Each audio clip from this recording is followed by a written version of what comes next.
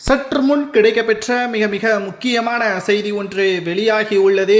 பன்னீர்செல்வத்திற்கு whistle சின்னத்தை தேர்வு செய்துள்ளாரா? அவரது புதிய கட்சியான எம்ஜிஆர் அம்மா திராவிட முன்னேற்ற கழகத்தை ஒட்டுமொத்தமாக 2026 சட்டசபை தேர்தலில் தனது கட்சியை வெளியிடும் விதமாகவும் தேர்தலை சந்திக்கும் விதமாகவும் இதற்கு முன்னால் பலா சின்னத்தில் மக்களவை தேர்தலில் ராமநாதபுரம் தொகுதியில் போட்டியிட்டார்.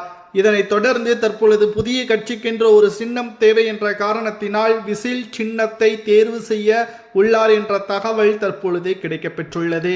மேலும் தேர்தல் ஆணையம் இந்த சின்னத்தை கொடுப்பதற்கான வாய்ப்புகளும் அதிக அளவில் இருப்பதாகவும் தற்பொழுது நம்மால் பார்க்க முடிகிறது. இதை பற்றி தான் இந்த வீடியோவில் முழுமையாக தெளிவாக நாம் பார்க்க போகிறோம்.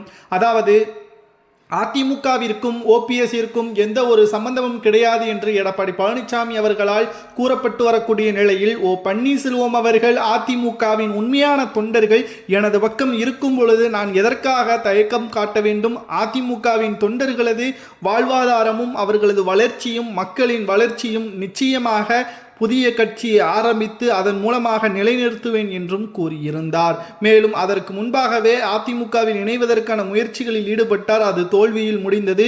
மேலும் புதிய கட்சியையும் அதிகாரப்பூர்வமாக அறிவிக்கக்கூடிய நிகழ்ச்சிகளும் வருகின்ற செப்டம்பர் மாதத்தில் நடக்கும். அதற்கு முன்பாகவே தேர்தல் ஆணையத்தில் கட்சியை அங்கீகாரம் செய்வதற்கும் சின்னம் மற்றும் கொடி போன்றவைகள் பதிவு செய்வதற்கும் ஓபிஎஸ் அவர்கள் தொடர்ச்சியாக கட்சி பணிகளை மேற்கொண்டு வருவதாகவும் தற்பொழுது தகவல் கிடைக்கப்பெற்றுள்ளது. விசில் சின்னத்தை ஓபிஎஸ் அவர்கள் பெறுவது அவருக்கு வெற்றி வாய்ப்பை ஏற்படுத்துமா என்பதை உங்களது கருத்துக்களை கமெண்ட் வாயிலாக கூறுங்கள். இதற்கு முன்னால் பாஜகவில் இணைந்து விடுங்கள். உங்களுக்கு மிக முக்கியமான பதவி துணை தலைவர் பதவி, தமிழக துணைத் தலைவர் பதவி கூட தருவதற்கு தயாராக இருக்கிறோம், ஆளுநர் பதவி கூட தருவதற்கு தயாராக இருக்கிறோம் என்பதற்கேற்ப பேச்சுவார்த்தையும் நடத்தப்பட்டது. ஆனால் ஓபிஎஸ் அவர்கள் மறுத்துவிட்டார்.